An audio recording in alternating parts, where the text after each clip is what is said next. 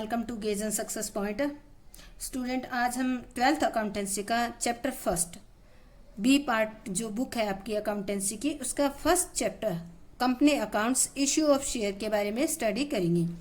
आज का हमारा टॉपिक रहेगा प्रिलिमिनरी एक्सपेंसेस, यानी कि प्रारंभिक व्यय क्या होते हैं, इसके बारे में स्टडी करेंगे।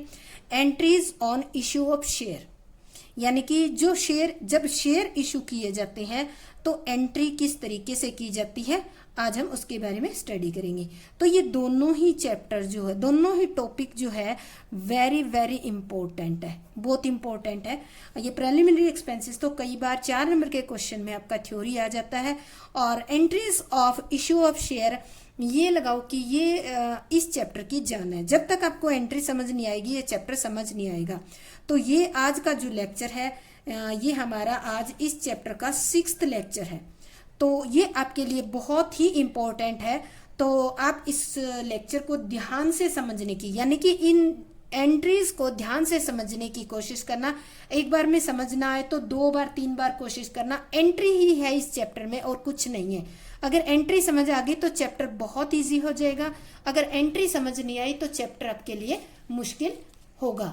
तो आज हमारा पहला टॉपिक है प्रिलिमिनरी एक्सपेंसेस, यानी कि प्रारंभिक व्यय क्या होता है। प्रिलिमिनरी एक्सपेंसेस, प्रिलिमिनरी यानी कि प्रारंभिक, इसके नाम से ही पता चल रहा है कि प्रारंभ में जो व्यय किया जाता होगा वही व्यय होता होगा। तो चलो हम स्टार्ट करते हैं इसको, इसकी थ्योरी करते हैं, क्योंकि ये थ्योरी का क्वेश्चन है। तो कंपनी की स्थापना के समय, यहां देखो स्पष्ट दे रखा है, कंपनी की स्थापना के समय किए गए आवश्यक खर्चों को प्रारंभिक व्यय कहती है। 1 नंबर का क्वेश्चन, किसे कहते हैं? तो कंपनी की स्थापना करने के लिए आप जो जो खर्चे करते हो, या कंपनी की स्थापना के समय जो खर्चे किए जाते हैं, उन खर्चों को प्रारंभिक व्यय कहा जाता है। अब बात आती है कि कंपनी की स्थापना करते समय कौन कौन से खर्चे किए जाते हैं। अब ये तो बात हमने जान ली कि जो खर्चे प्रारंभिक में किए जाते हैं वो प्रारंभिक व्यय होते हैं, पर प्रारंभ में कौन कौन से खर्चे आते हैं, तो इसमें हम निम्नलिखित व्यय को शामिल करते हैं। सबसे पहला व्यय हमारा आता है कंपनी के रजिस्ट्रेशन के लिए विभिन्न प्रलेखों, यानी कि बहुत सारे डॉक्यूमेंट्स आपको रेडी करने होते हैं, तो उन डॉक्यूमेंट्स को तैयार करवाने और उन डॉक्यूमेंट्स को प्रिंट करवाने पे जो खर्चा आता है वो खर्चा इंक्लूड किया जाता है। 3 तरह का हो गया, यानी कि कंपनी के रजिस्ट्रेशन के लिए, 2 तरह का रजिस्ट्रेशन करवाने। आप किसी चीज का रजिस्ट्रेशन करवाने जाओगे तो उसके लिए आपको बहुत सारे डॉक्यूमेंट्स तैयार करने पड़ते हैं, ठीक है। तो ये जो डॉक्यूमेंट्स हैं उनको रेडी करवाने में और उनको प्रिंट करने में जो खर्चा आता है वो खर्चा प्रिलिमिनरी एक्सपेंसेस के अंदर इंक्लूड किया जाता है। नेक्स्ट हमारा खर्चा इसमें हम इंक्लूड करते हैं वो है इन डॉक्यूमेंट्स पर स्टाम्प ड्यूटी और रजिस्ट्रेशन फीस लगती है। जो डॉक्यूमेंट्स तैयार करवाए जाते हैं, डॉक्यूमेंट्स होते हैं आपके पार्षद सीमा नियम, पार्षद अंतर नियम, ये होते हैं memorandum of association, article of association, इस तरह के डॉक्यूमेंट्स जो है आपको रेडी करवाने होते हैं। अब जब ये डॉक्यूमेंट्स, ये कंपनी की जान होते हैं, प्रमुख प्रलेख होते हैं ये, तो कंपनी के लिए जब ये डॉक्यूमेंट्स तैयार करवाए जाते हैं तो इनके ऊपर कुछ स्टाम्प ड्यूटी लगती है, या आप कह सकते हो कि रजिस्ट्रेशन फीस लगती है। तो वो फीस जो है, ये नहीं है कि वो फीस बहुत कम अमाउंट की होती है, अच्छी खासी अमाउंट होती है। इस कारण से इसको भी हम प्रिलिमिनरी एक्सपेंसेस के अंदर इंक्लूड करते हैं। 3rd नंबर पे आता है अधिकृत पूंजी, अथोराइज कैपिटल। अब ये बात आती है कि अथोराइज कैपिटल होती क्या है। अथोराइज कैपिटल वो होती है जब हम कंपनी को रजिस्टर्ड करवाते हैं तो उस टाइम हमने जितनी कैपिटल रजिस्टर करवाई है वही कैपिटल आपकी अथोराइज कैपिटल होती है। कंपनी अपनी लाइफ में इससे ज्यादा अगर पूंजी इशू करना चाहेगी तो इसके लिए इसको परमिशन लेनी पड़ती है। जैसे कंपनी बिजनेस तो कर रही है 5 लाख का, पर कंपनी ने 5 करोड़ की अथोराइज कैपिटल है, तो ये सारी जो है कंपनी की अथोराइज अधिकतम पूंजी, यानी कि कंपनी अपने लाइफ में अधिकतम पूंजी इतनी इश्यू कर सकती है।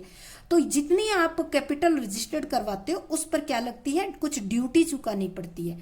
तो वो जो ड्यूटी है वो क्या है, एक टाइप का प्रिलिमिनरी एक्सपेंस, यानी कि कंपनी को स्थापित करते समय ही ये खर्चा हुआ है, इस कारण से इसको भी प्रिलिमिनरी एक्सपेंसेस के अंदर इंक्लूड किया जाता है।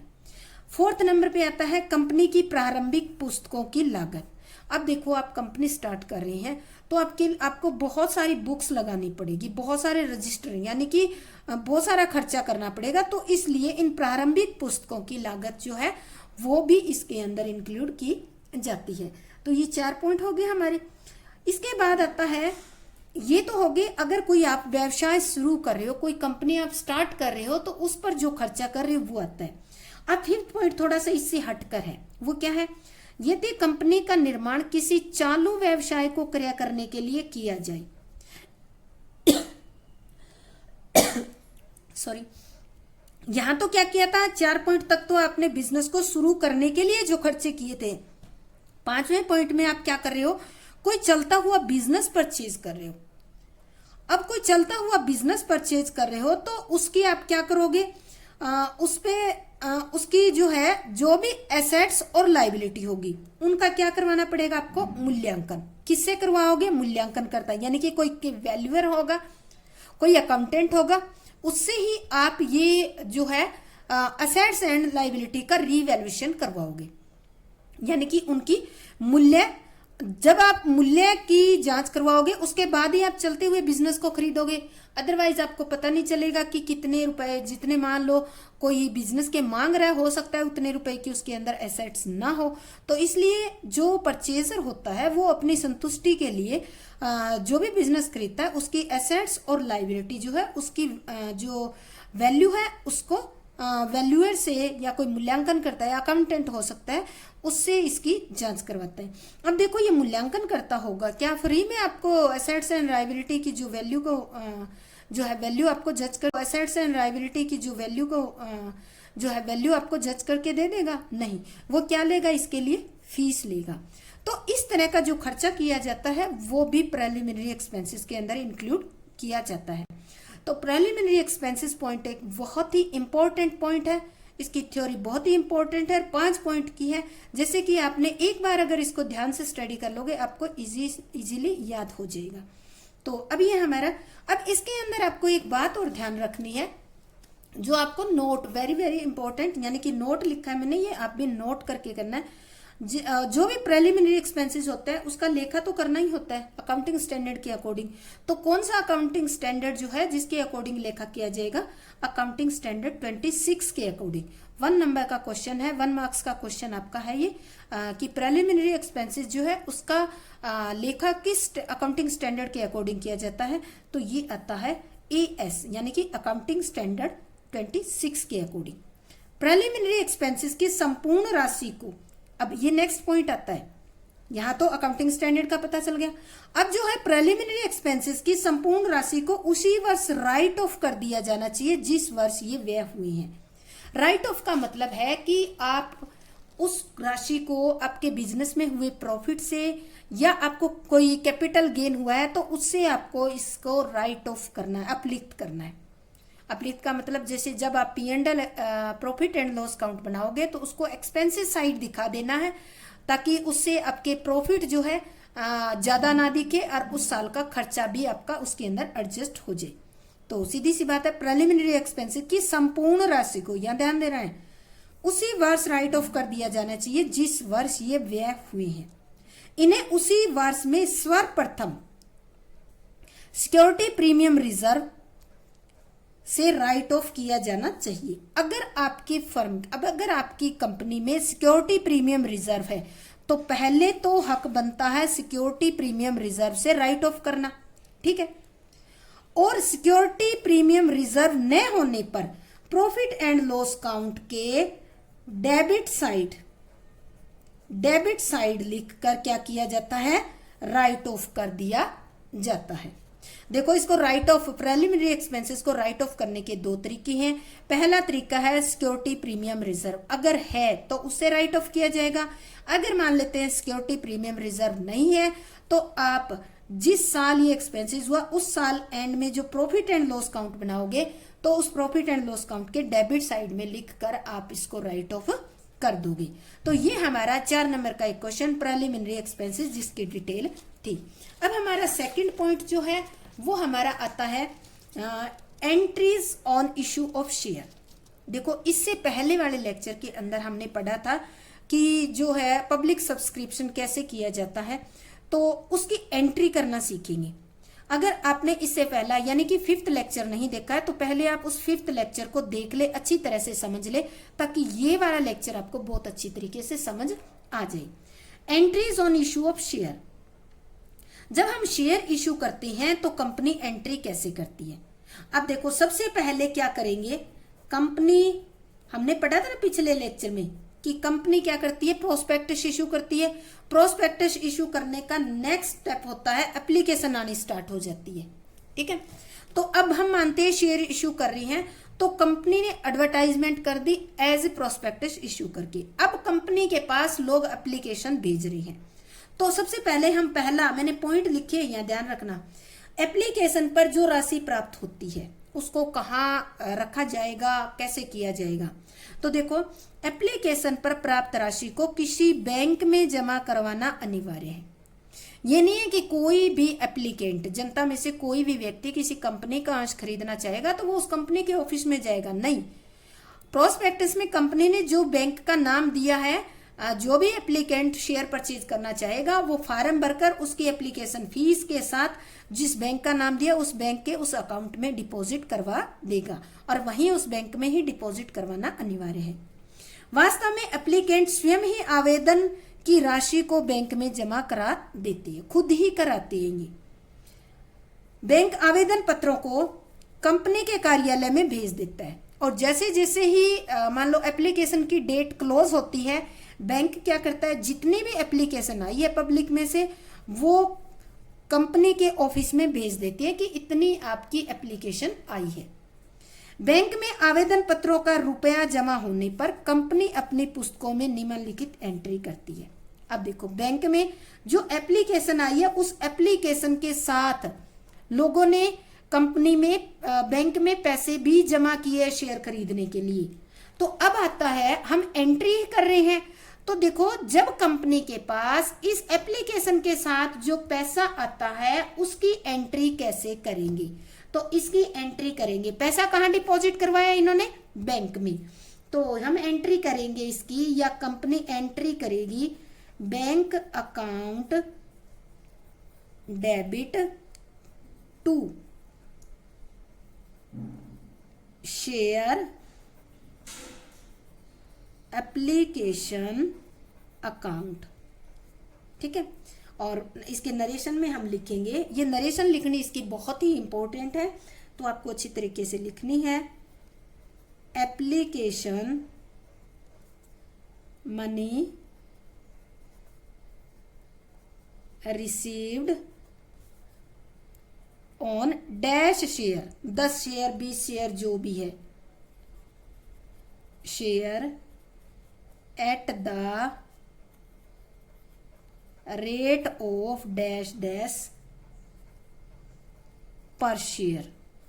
ठीक है, तो ये नरेशन लिखोगे आप। Application money received on dash share, मान लेते हैं, मैं यहां लिख लेती हूं थोड़ी देर के लिए 100 शेयर। ठीक है, 100 शेयर। रेट ऑफ पर शेयर कितना है, रेट ऑफ पर शेयर 100 शेयर, रेट ऑफ पर शेयर कितना है, रेट ऑफ पर शेयर 10 लगा लिया हमने, ये लगा लेती हूँ 1000 शेयर है। ठीक है, एक कोई मान ले पब्लिक जो है वो क्या करेगी, उनमें से कोई एक व्यक्ति है, या मान लेते हैं हम 1000 शेयर की एप्लीकेशन मनी कंपनी के पास आई है, शेयर 1000 है और इन पर शेयर पे कितने हैं, 10 रुपए के हिसाब से पब्लिक ने डिपॉजिट करवाए, तो टोटल कितने रुपए हो गए, ये हो गए 1000 इंटू 10,000। तो हम इसकी पोस्टिंग करेंगे, एंट्री ये कर देंगे 10,000 रुपीज, ये रुपीज हो गए, ये शेयर है, नंबर ऑफ शेयर है, ये शेयर की वैल्यू है। ठीक है, तो ये नरेशन इसकी इस तरह से करनी है। एंट्री का रूल वही है जो आपने +1 में सीखा था, सेम वही है। जैसे यहाँ एप्लीकेशन मनी जो है कहाँ डिपॉजिट करवाई गई है, बैंक में डिपॉजिट करवाई गई है, बैंक में पैसा जमा हुआ है। ये पैसा किसके लिए है, शेयर परचेज करने के लिए है, और किसमें, एप्लीकेशन के साथ डिपॉजिट करवाया है। इस कारण से एंट्री करते हैं bank account debit to share application account, ये हमारी फर्स्ट एंट्री होगी। ठीक है, अब क्या हो गया, बैंक में एप्लीकेशन भी डिपॉजिट होगी और एप्लीकेशन के साथ ये 10,000 रुपीज भी डिपॉजिट होगी। ये पहली एंट्री होगी। अब देखो कंपनी बैंक क्या करेगा, जब सारी एप्लीकेशन मनी क्लोज आ जाएगी और डेट क्लोजिंग की आ जाएगी, तो उसके बाद बैंक जो है सारी जो एप्लीकेशन फॉर्म है वो कंपनी के ऑफिस में भेज देगा। अब वहां पे बोर्ड ऑफ डायरेक्टर डिसाइड करेंगे कि इनको शेयर अलॉट कर दे, यानी कि 1000 शेयर के लिए जिन्होंने एप्लीकेशन दी है उनको 1000 शेयर देंगे या कम देंगे, जैसे भी है। तो नेक्स्ट स्टेप आता है, आवेदन पर प्राप्त राशि अंश पूंजी का हिस्सा होती है। ये जो है ना, ये हिस्सा किसका है, ये बैंक में डिपॉजिट हुई है, किसका हिस्सा है ये शेयर अंश पूंजी यानी कि शेयर कैपिटल का हिस्सा है। तो अभी तो देखो हमने क्या लिखा है कि एप्लीकेशन मनी कहाँ डिपॉजिट हुई है, बैंक में। पर अभी इस मनी को हम ये नहीं कह सकते कि ये शेयर कैपिटल है, अभी नहीं कह सकते, क्योंकि हमने शेयर एप्लीकेशन लिखा है, यहाँ शेयर कैपिटल नहीं लिखा। और हमने ये जो एप्लीकेशन वो किसके लिए मांगी है, शेयर कैपिटल को इश्यू करने के लिए मांगी है। ठीक है, तो आवेदन पर प्राप्त राशि ये अंश पूंजी का हिस्सा होती है। अतः जितने अंशों का आवंटन किया जाता है, जितने मान लेते हैं 1000 है, अगर 1000 को ही अलॉट किया जाता है तो उनकी आवेदन राशि ये 10,000 है अंश पूंजी खाते में, यानी कि अब हम इसको कहाँ करेंगे, शेयर कैपिटल अकाउंट में ट्रांसफर करेंगे। और इसकी सेकंड एंट्री क्या करेंगे हम, सेकंड एंट्री हम करेंगे, ये जो पूंजी आई है ना 10,000 रुपए, अब उसको शेयर कैपिटल में ट्रांसफर करेंगे। ये इसकी दूसरी एंट्री है एप्लीकेशन वाली की। ठीक है, ध्यान रखना आपको। अब देखो इसकी एंट्री करेंगे, share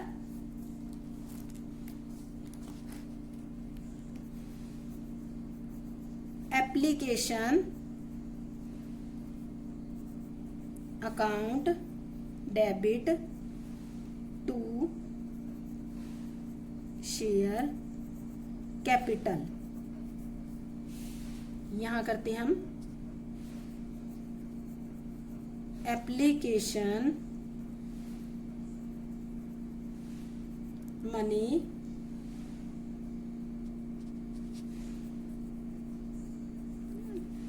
transfer to share capital.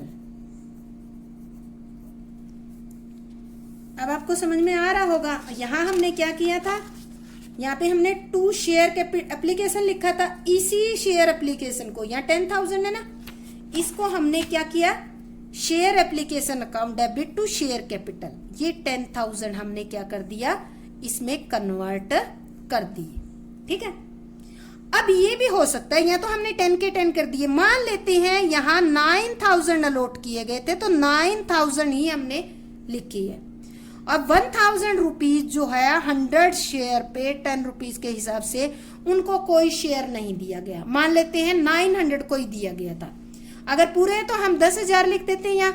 अगर मान लेते हैं 9,900 शेयर ही अलॉट हुए हैं तो हम क्या करेंगे, 9,000 ही share application to share capital में ट्रांसफर करेंगे।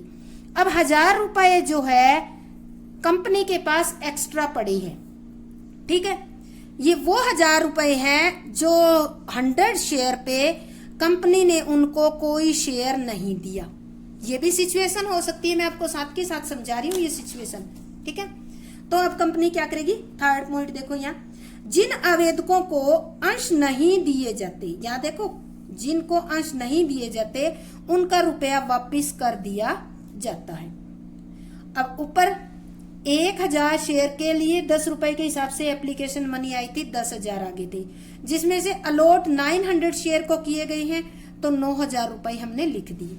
ठीक है, 100 शेयर पे 1,000 रुपए जो है, ऐसे जो एप्लीकेंट है जिनको 100 शेयर पे कोई भी शेयर नहीं दिया गया तो कंपनी को 1,000 रुपीज क्या करने पड़ेंगे, रिटर्न करने पड़ेंगे। तो अब एंट्री क्या करेंगे हम, यहाँ पे एंट्री करेंगे share application account debit to bank account, narration लिखेंगे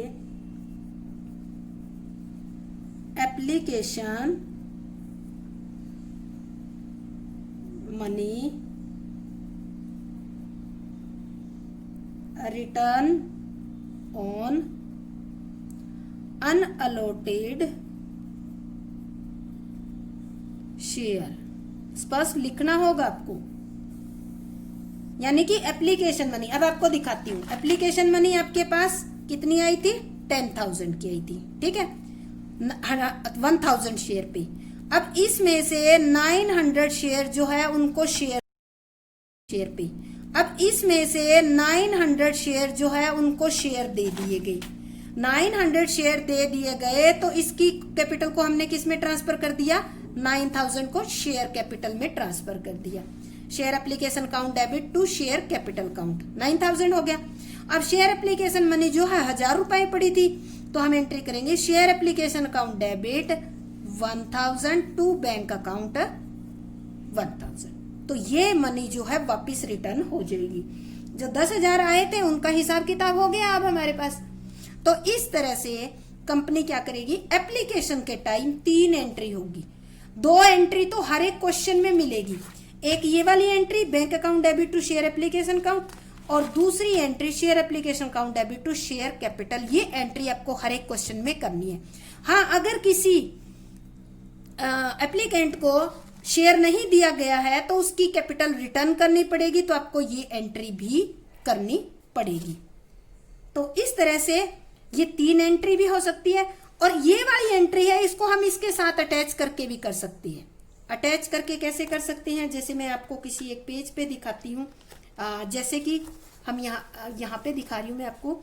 जैसे हम यहाँ लिखते हैं शेयर एप्लीकेशन अकाउंट डेबिट, कितनी थी, 10,000 टू शेयर कैपिटल कितनी कर दिया आपने, 9,000, और टू बैंक अकाउंट रिटर्न कितनी कर दिया आपने, 1,000। तो इस तरह से आप ये एंट्री करके भी दिखा सकते हो। तो ये 2 एंट्री अलग अलग, इनको इकट्ठे भी कर सकते हो। तो ये आपका पहला पॉइंट कंप्लीट हो गया, जो पॉइंट है आपका एप्लीकेशन पे। अब देखो, अब जल्दी जल्दी आपको समझ में आ जाएगा, अब टाइम नहीं लगेगा, इसी पॉइंट पे ही समझ नहीं आता बच्चों को। सेकंड है आवंटन पर लेखा, एंट्री ऑन अलॉटमेंट। जब जिन अंशधारियों को अंश आवंटित किए जाते हैं उन्हें आवंटन पत्र भेजा जाता है, और जिस पर आवंटन पर देय राशि की सूचना भी भेजी जाती है। आवंटन पत्र जारी करते ही संपूर्ण अलॉटमेंट अमाउंट को शेयर कैपिटल में ट्रांसफर कर दिया जाता है। जैसे एंट्री कैसे करेंगे, अब अलॉटमेंट की एंट्री करेंगे, ठीक है। अलॉटमेंट की एंट्री जो है उसमें पहले वो जो है एंट्री करेंगे। इसमें भी 2 एंट्री होएगी आपकी। फर्स्ट एंट्री होगी हमारी शेयर अलॉटमेंट, आपने अलॉटमेंट पत्र भेज दिया, share allotment account debit to share capital, ठीक है, टू शेयर कैपिटल। तो जितनी भी है वो कैपिटल हम लिख देंगे, और अब यहां लिखेंगे अमाउंट ड्यू है यहाँ पे, ड्यू ऑन अलॉटमेंट, ठीक है, dash share on dash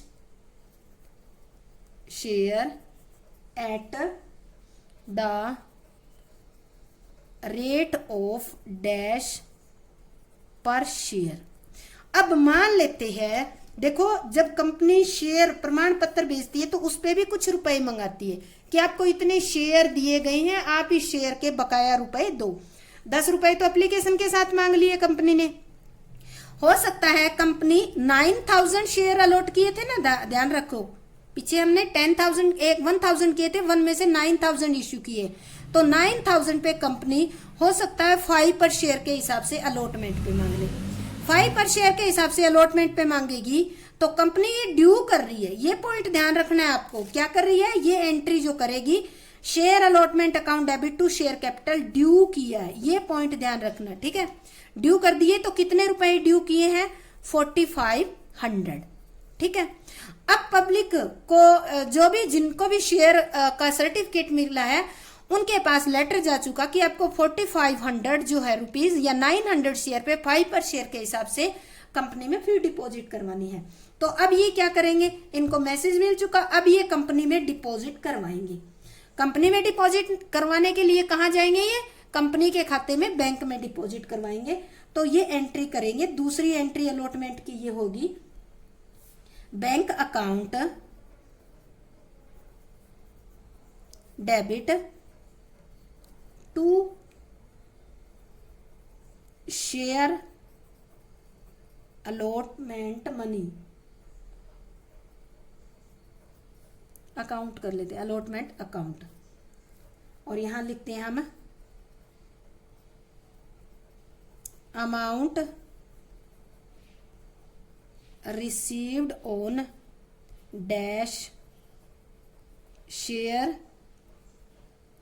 at the rate, ऊपर देखो 5 पर शेयर, ये देखो, ठीक है। अब देखो आपने कितने 100 के लिए ड्यू किए थे, 900 के लिए, तो 900 शेयर 5 पर के हिसाब से ड्यू किए थे। तो पब्लिक क्या करेगी, 900 शेयर पे 5 पर शेयर के हिसाब से बैंक खाते में डिपॉजिट करवा देगी। तो ये किस रूप में होगी, अलॉट, यानी कि इनको सर्टिफिकेट मिला है, उसके कारण इन्होंने क्या किया, 45 जो 100 है वो बैंक के अकाउंट में डिपॉजिट करवा दिए, सॉरी 4500। तो इस तरह से अलॉटमेंट के टाइम भी आपकी 2 एंट्री होगी हर एक क्वेश्चन में, ध्यान रखना। पहली आप ड्यू करोगे share allotment account debit to share capital, और ड्यू होने के बाद जिन जिन के पास शेयर होगा वो बैंक में जाकर डिपॉजिट करवा देंगे, तो एंट्री करेंगे bank account debit to share allotment. अब देखो कई बार क्या होता है, जब अलॉटमेंट तक कंपनी सारी अमाउंट नहीं मंगाती, कुछ अमाउंट वो कॉल पर मंगाती है, तो तीसरा स्टेप आता है प्रथम याचना पर लेखा, एंट्रीज ऑन फर्स्ट कॉल।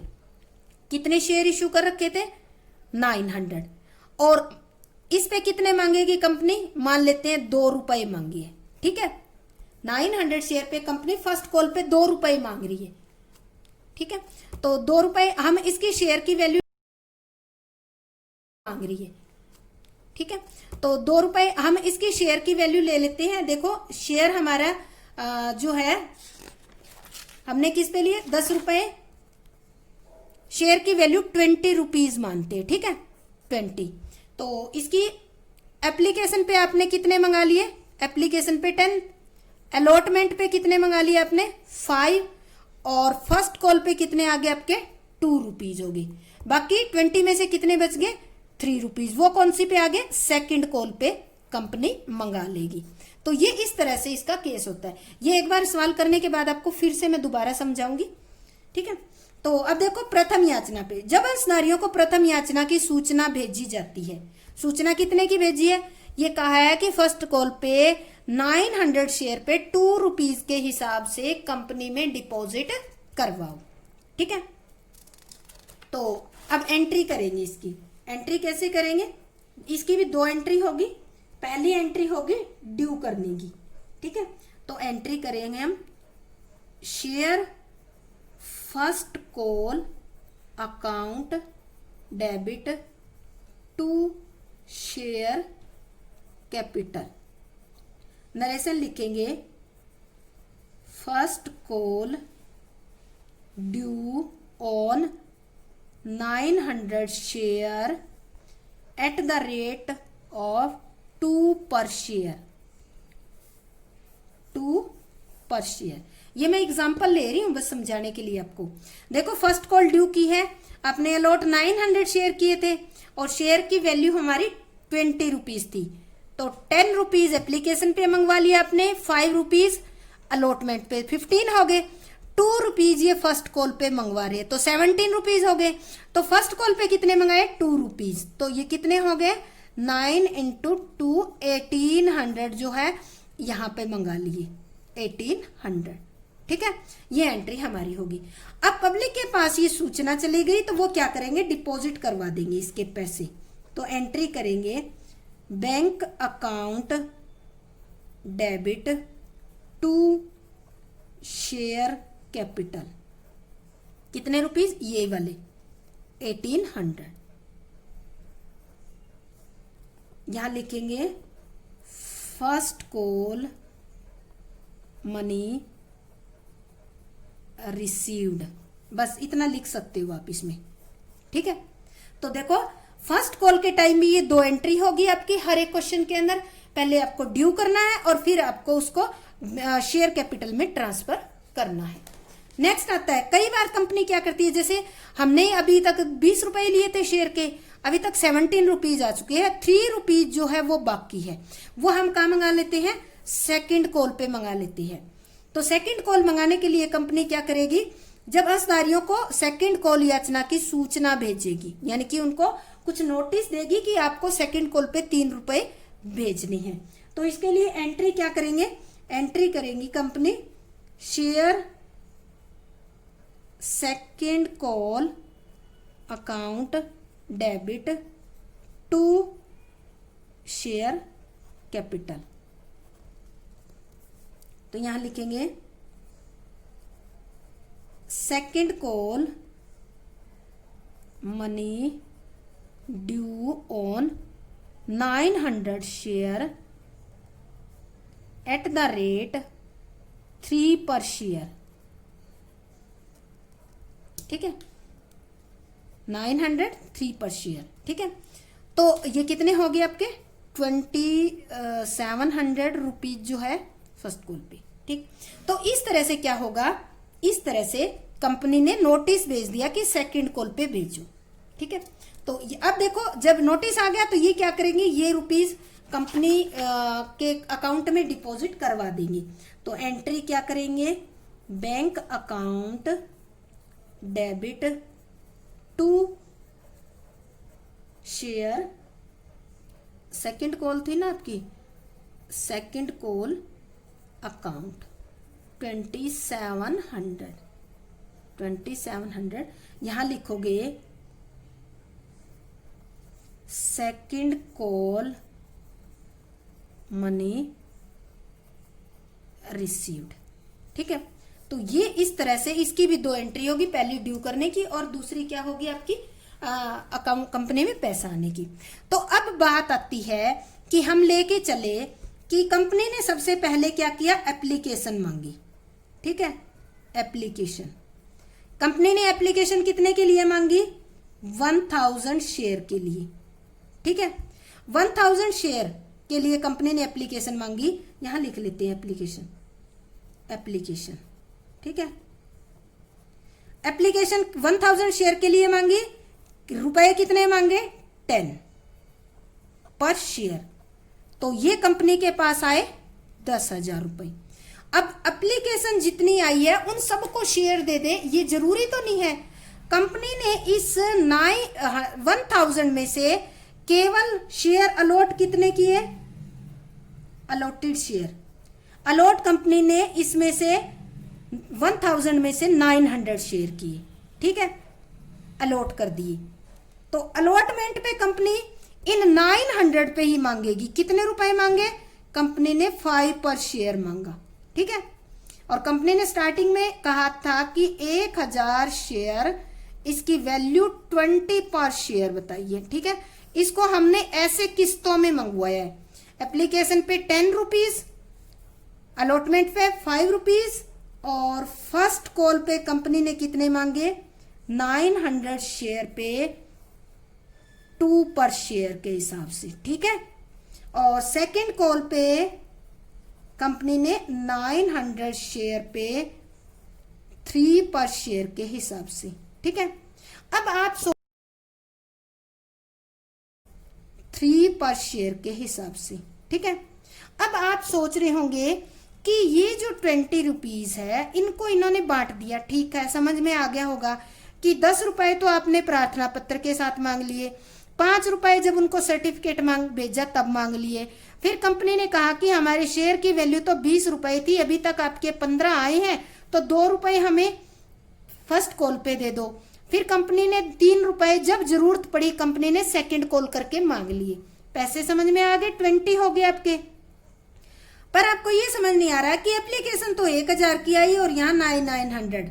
ये इसलिए है कि कंपनी के पास एप्लीकेशन 1000 शेयर की आई थी। ठीक है, पर कंपनी ने सभी को शेयर नहीं दिए। नहीं दिए, क्यों नहीं दिए, क्योंकि हो सकता है कंपनी को इतने शेयर देने ही नहीं थे। कंपनी ने उसमें से 900 शेयर ही अलॉट किए। अब पब्लिक को शेयर सर्टिफिकेट कितना दिया, अलॉट कितने किए, 900। अब 900 अलॉट किए हैं तो 900 पे 5 रुपए के हिसाब से देंगे। अब जिन 900 अलॉट किए हैं तो फर्स्ट कॉल भी 900 पे ही मांगी जाएगी, सेकंड कॉल भी 900 पे मांगी जाएगी। अब बात आती है कि ये 100 शेयर कहाँ गई। ये 100 शेयर जो है इसकी हमने मनी वापस कर दी थी, एक एंट्री करके, आपको ध्यान हो तो स्टार्टिंग में ये एंट्री हमने वापस कर दी इसकी, money return. Share application account debit to bank account, application money return on unallotted share, ठीक है। तो ये 100 शेयर पे हमने 1000 रुपीज वापिस कर दिए। तो ये जो एंट्री है ये बहुत ही इंपॉर्टेंट है, इसको अच्छी तरह से कर लेना। और नेक्स्ट चैप्टर के अंदर हम सम करेंगे। तो आपको ये समझ में आ गया है तो बहुत अच्छी बात है, नहीं समझ में आया तो आप कोशिश करके इसको समझ लेना। ये देखने के लिए